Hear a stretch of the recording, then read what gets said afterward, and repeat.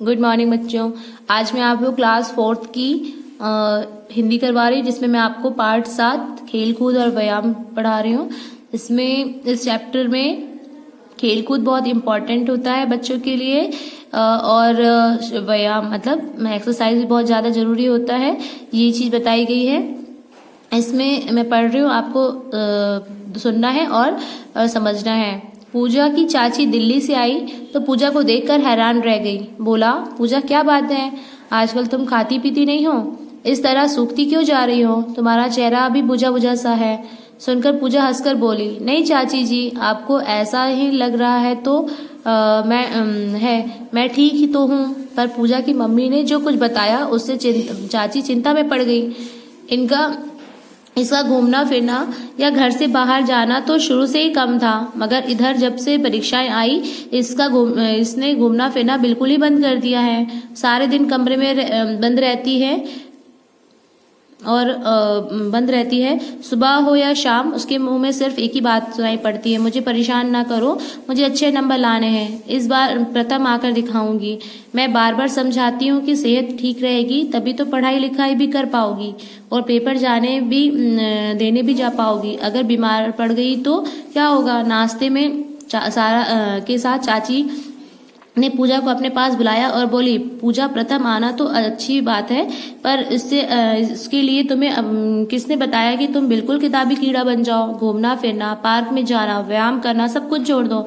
जब शरीर स्वस्थ होता है तो मन भी ताजगी से भरा होता है, उसमें नए नए विचार आते हैं, जो कुछ पढ़ा हो वो भी याद रहता है। सच कहूँ पूजा, तुम अपना बहुत ही नुकसान कर रही हो।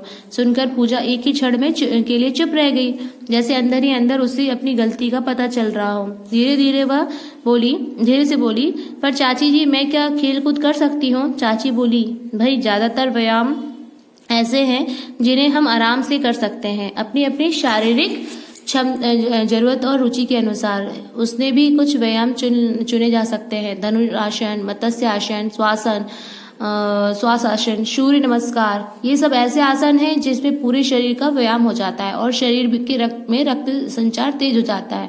फिर प्राणायाम तो ऐसा आसन है जिससे फेफड़े मजबूत होते हैं। आमतौर से जितनी ऑक्सीजन हमें चाहिए उतनी हम नहीं ले पाते हैं, लेकिन प्राणायाम से जब भरपूर सांस अंदर जाती है तो उसके साथ ऑक्सीजन भी भरपूर मात्रा भी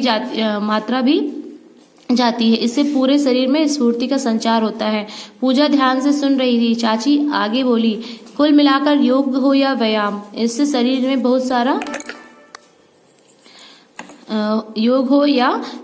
इससे शरीर के साथ साथ मन में ताजगी आती है और मन में एकाग्रता बढ़ती है। इसलिए अगर तुम प्रथम आना चाहती हो और अधिक अंक लेना चाहती हो तो तुम्हें भी व्यायाम से दूर भागने की जरूरत नहीं है, बल्कि सुबह शाम सिर्फ 10 मिनट व्यायाम कर लो तो भी इतना लाभ होता है कि तुम कम समय में दोगुना याद कर लोगी और परीक्षा में अधिक अंक ले आओगी।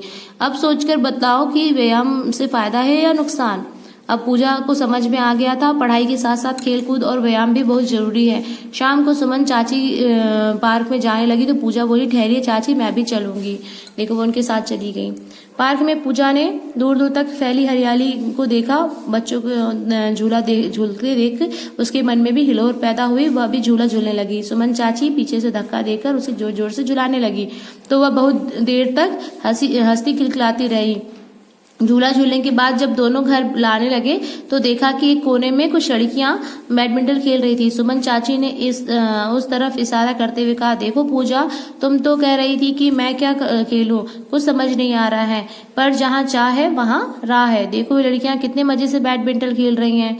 पूजा हंसकर बोली, हाँ चाची, अब मैं भी कभी कभी इनके साथ खेलने आया करूंगी। मैं भी अपनी सहेली नीना की बात करती हूँ, अगर वह तैयार हो गई तो हम दोनों मिलकर रोज शाम को पार्क में घूमने आया करेंगे। अगले दिन सुमन चाची चली गई, लेकिन पूजा उनकी सीख नहीं भूली। सुमन चाची ने उसे जो राह दिखाई थी उसने उसके जीवन में खुशियां भर गई थी, है ना बच्चों।